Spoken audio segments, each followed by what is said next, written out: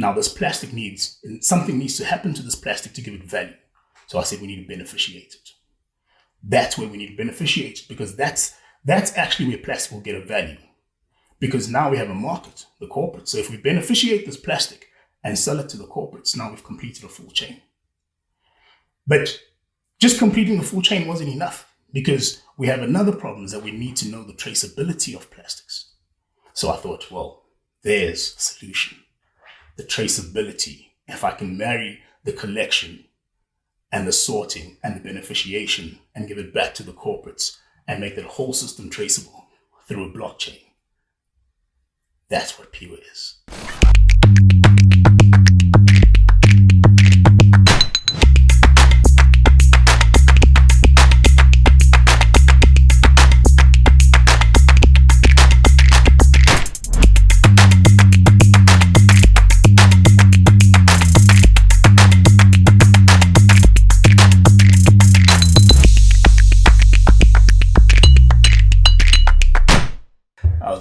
Cool. So finally, Zach, in the flesh. Yes, Annie, how are you doing? Good. It was nice coming up here.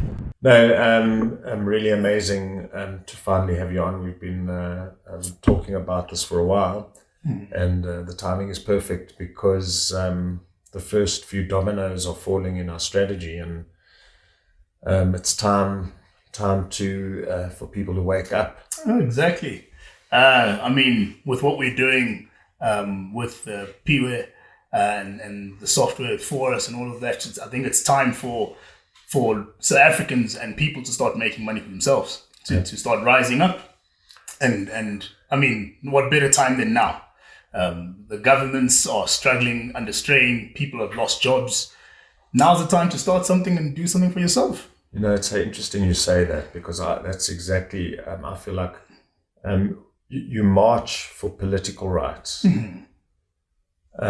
But what do you do for economic rights? Marching isn't going to help. All you're going to be is still poor, but now you're going to be tired as well. Mm. So what action should you take? Okay. Yeah. The action you need to take is you need to get something going. You need to get the economy going. You need to, and that's 100% right.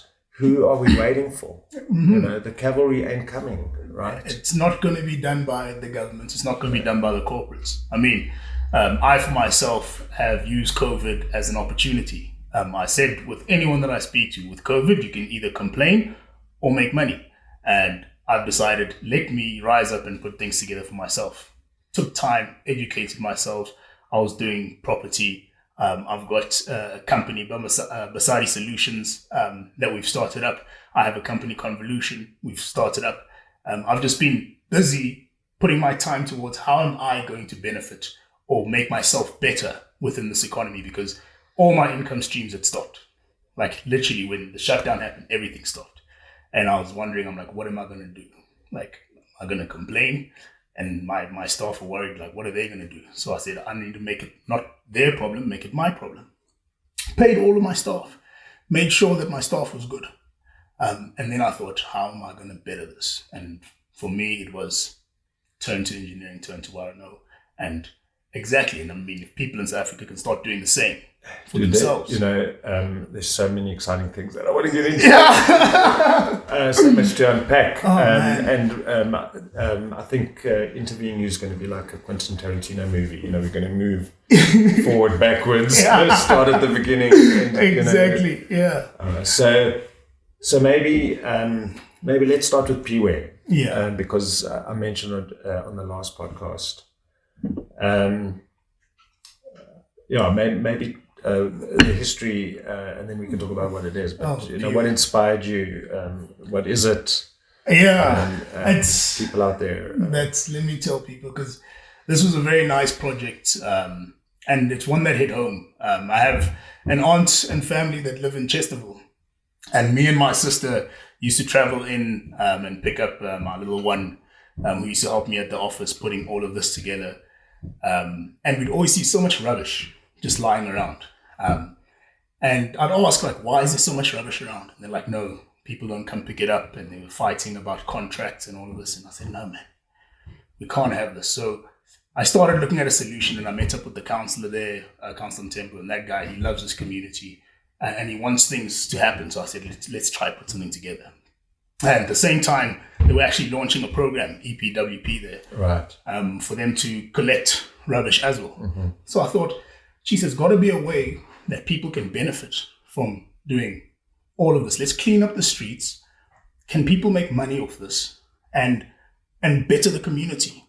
So I went around, started looking at what's happening in Chesterville, and I met a lot of different people who are collecting rubbish and recycling, and they all had the same problems. In terms of we collect so much, but we get paid a little bit.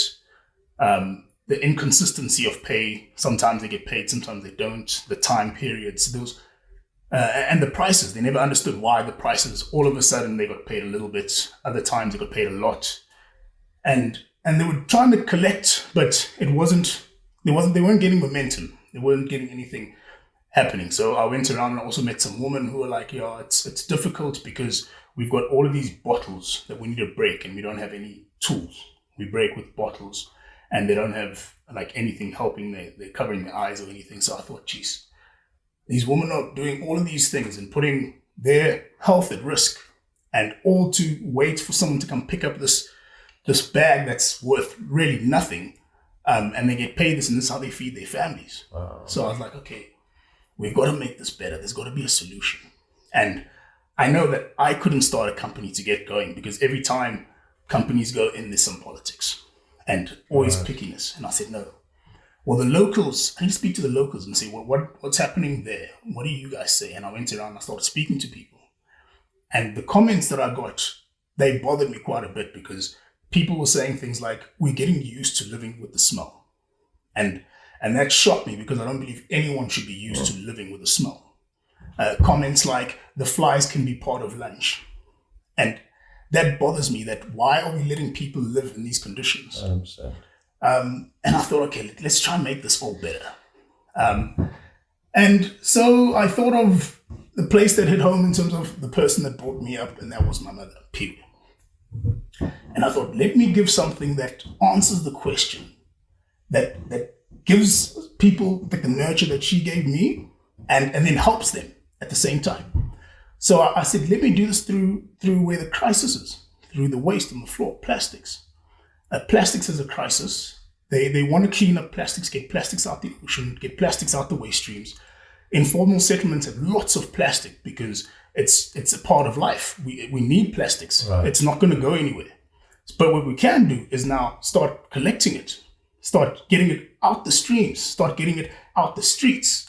But people won't collect it if there has no value. Right. So I said, well, let's go to the corporate and ask them, what do you guys want? Right. And the corporates are like, we want to get the plastic off the streets. Right. We want to help. Right. But we don't have a way of collecting this.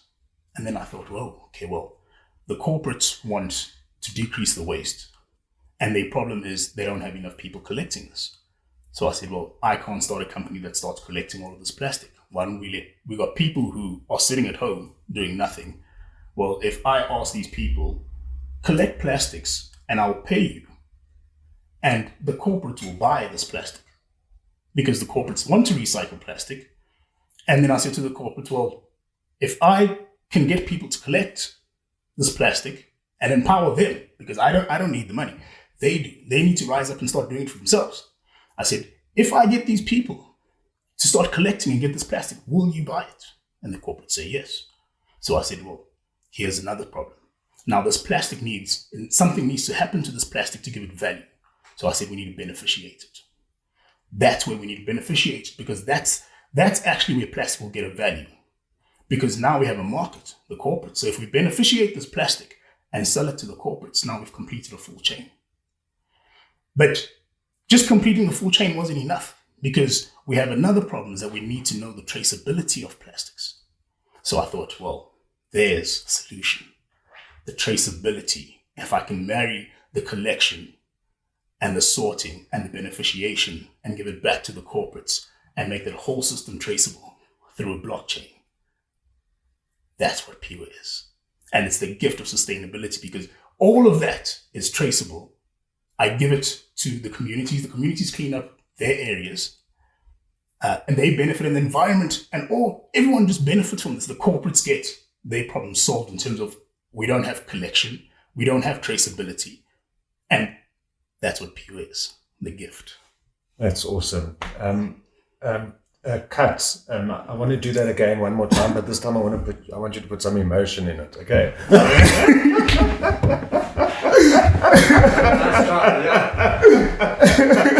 I will. I'll try. So let me tell you why Phiwe is a gift to me. Because when I met you, it was because of your involvement in student accommodation. Yes. And we're going to do a whole podcast just on that story. Oh, I love student accommodation. Yeah, I've got a huge story on that. Indeed you do. And I got excited about working with you on that. And, yes. And then when I got to understand your background, your engineering background, the plastics, the project, it was like a bonus. It was a gift. It was a gift I hadn't expected, but it's unbelievable because it's such a great example of why I started FORUS. Because for this platform to work, for the traceability and what, there's only one incentive that'll work to get people to cooperate, to do the necessary, to log the stuff on the blockchain, and that is money. Exactly. So you have to have a mechanism to be able to pay people, to pay them the money, to pay it to them immediately, to make it value that they can use in their communities. Otherwise, this isn't going to work. So this is only possible for us and with the blockchain, with the strategy. But it's also, what I love about it is, in fact, our first video, the Myeza Gray, the FORUS video. Yes. The slogan at the end says, no one is left behind. And that's literally how we need to think. Everyone else, society, the economy thinks top down. It starts with the bank. We take care of the banks first, and then the other people still haven't been taken care of. We've got to do it the other way around. Exactly. And you're 100% right. There is absolutely no conceivable reason on this earth that we should put up with the waste in the communities and communities who have no resources, whose infrastructure has broken down completely. And let's sit there and look at it like it's not our problem. Exactly. I mean, that is unacceptable. And, Phiwe is about putting an end to that. I was watching a YouTube thing on Rwanda. It's now become the cleanest city in Africa. Wow. And it's not wow. It's not good enough. Come on, Mzansi, wake up. Well, man. why is Rwanda able to be the cleanest city? It's the government wasn't the ones just cleaning it up. The locals got together. Organized in their communities. They got exactly the communities. They get together on a weekend on this certain date that they do stuff. It doesn't happen by itself. Exactly. It's not going to happen. It didn't happen by the government. You're 100% right. That's the thing. It's not going to happen with the governments. Not going to happen with the corporates. It's collective. Let the community start something. Everybody has to get involved. Everybody. It's what it took to end apartheid. It's not the law. You can't just pass a law and things change. At every level of society, everyone needs to get involved. So that's what's so exciting about the Phiwe project. And what's so amazing about it is it ties in, we got so much to unpack, and this is just the start of many conversations. Yeah. We were looking at the funding of student accommodation and the whole FORUS banking SMMEs. So there's so many different things that you're involved with on the FORUS platform, that it's almost is like an onion. One doesn't know where to start, but I think maybe it's always nice to start at the beginning. You grew up in Durban. I'm a Durban boy, born by the sea. Love the coast. I was born at King Edward Hospital.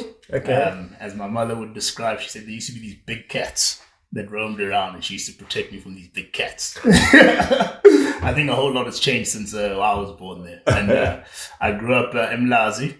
Right. And then we moved on. My dad was working, get new jobs, moved to Glenwood. And I stayed in Glenwood, went to Glenwood Boys. Then we moved to Joburg. Okay. Moved to Joburg. How old were you when you moved to Joburg? I was 12. Okay. So I did standard 6, and then I left. I wanted to stay at Glenwood. Would have been great. Right. Great rugby school. And I love my rugby. Full-on rugby boy. I'm a Sharks supporter. And what a great year for rugby. We can have a whole conversation on rugby if you want. And then I was at Northcliffe. Also played rugby. Was first team there. Was head boy at Northcliffe. Moved on. Also played Lions at school. Went on to Wits, where I studied my engineering. Right. And that was an exciting time at Wits because I was playing rugby there as well, playing for the club, playing for my faculty. Won a couple of trophies. I was captain there. So loved my rugby, but loved the engineering as well. Right. So I ended up going the engineering route, which was a tough route as well. Right. I failed. A lot of people always like, this guy's gone so far, whatever. No, I failed at varsity, and I think that's where I probably learned the most. Right. Through failing. Right. Because I then picked myself up, worked hard. I used to work 3 jobs because my dad was like, I'm not paying for you to go fail. Because failure as well, lost my bursary, all of these things. Right. I mean, there's a lot of things that happened. You go through a lot. You go through a lot of emotions that you go through, but it's all also about how I pick myself up. Right. Had a lot of support as well with the failure. Support is a big thing from the family. And then went through, graduated as electrical engineer, started working at Max Steel, and that was fun times. I worked at Tube and Pipe, and then I got a good offer to move back to Durban with Constantia Flexibles. Although then it was still Astropac. And I was like, I'm taking that. I was tired of the traffic of Joburg. So I went and I started working at Flexibles. I was the group industrial engineer there. Right. Okay. And that's where I started getting into this waste thing. Because when I went there, I just kept on seeing mountains and mountains of stuff getting thrown out the door. And I'm thinking, geez, how much money are we throwing away here? Is no one seeing this money? So I started getting involved in those projects. And when I was involved in those projects, I started, I turned it into my master's. So I did my master's on profitability within waste management for Flexibles. And we had some great results there, saved a lot of money for the company and moved to Rigids. And that's where I was at RPC. Okay. I was the GM there in JJP, which is Flexibles. I mean, we make enclosures, they made enclosures. And that was also fun as well because I solved problems there. Because solving problems involves going through to the waste. And that's how I solve problems. I go to the waste, understand the waste, and then you move into the process. And that's how I started improving that plant and started improving the people's relations with management and started improving how managers started relating with the staff. And we had good morale in that place. And I said, no, I need to do more. And I ended up the entrepreneurial bone it just hit, and went straight into entrepreneurship with my sister, and we've been at it since. And that's where we just ended up with Phiwe, and we started. I mean, we did a lot of other things before, where we just like starting things, trying to go following the conventional routes. I mean, going to lawyers, getting things patented, going back to the market. The market's like, what is this? What I wanted. So I mean, we had a lot of learnings, and I think a lot of the failures we went through were all the learnings that have built us into this company, Basadi Solutions, that we've got, and Phiwe, this platform that we're launching. And meeting you was just it's amazing the meeting, because what excited me about you and Basadi, the company, is we've been looking for the right partner in South Africa. We're a South African company, started here, but now we're based internationally. involved in many different countries. But it was always the intention and the plan was to make South Africa the technical hub, to list this on a South African exchange as a primary listing, with a dual listing in probably NASDAQ. And we've been, going down that line, but we just couldn't find the right partner who understood what the essence of this is. And, that was for me so amazing. It's that meeting of the minds. And then obviously with someone with your background, because, a successful entrepreneur, it's about failure. It's about failure. The reason why I am where I am today is because I failed more than anyone you've met, I promise you. Yeah. Now, whatever you think the most is, double it and then times it by 10. Jeez, and I through that. I always say that an entrepreneur is someone with more balls than brains. Yeah. Because by definition, you're creating something that doesn't exist. So, the opportunities are in the things that nobody else is doing. If you want to follow everyone else, that's not an entrepreneur. That's an efficiency manager. And they're business people out there. A lot of them are accountants. A lot of them are engineers who can go in and optimize a process, and there's money to be made. But you and I, we're business artists. For us, it's about creating the new. It's about engineering a new system. It's about and systems. Thinkers are unique. But it's what makes you an entrepreneur unique is that failure seems to encourage us. It's like we like the pain. It's like people expect that to make your fire go out. It makes it burn brighter. Oh, of course. Because you're one step closer to the answer, right? That's it. It's that knockdown. Like, there you go. Okay, so it's not there. Okay, we tick that one off. Exactly. Close that door and we can move on.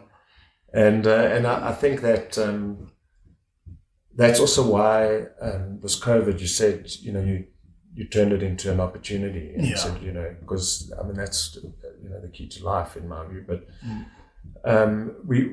we had the same experience with FORUS, because for 10 years we've been saying to people, this is what needs to happen, and we've incrementally been going down this thing to the edge of the cliff. Well, we've gone over the cliff. We've gone that ship has sailed.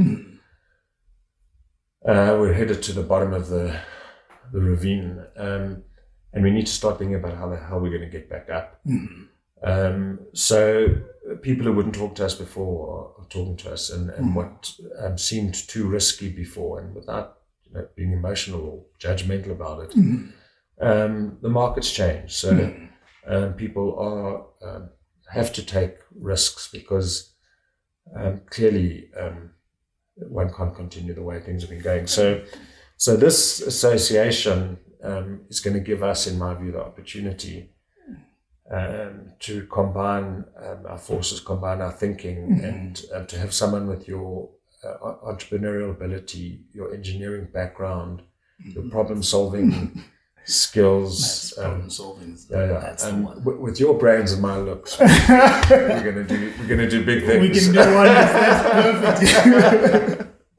No, I'm 100% for that, and I think there's a lot of big things to be done. And you're talking about what we can do, what's going to be different. If people are expecting life to be the same. I forgot the point of my story. I can do that sometimes. Yes. What I'm saying is we leave no one behind. Leave no one behind. So how do you do that? Well, you start with the waste in the rural areas and the townships, and that's it. And say no more, and let's get that sorted out, and then let's move from there.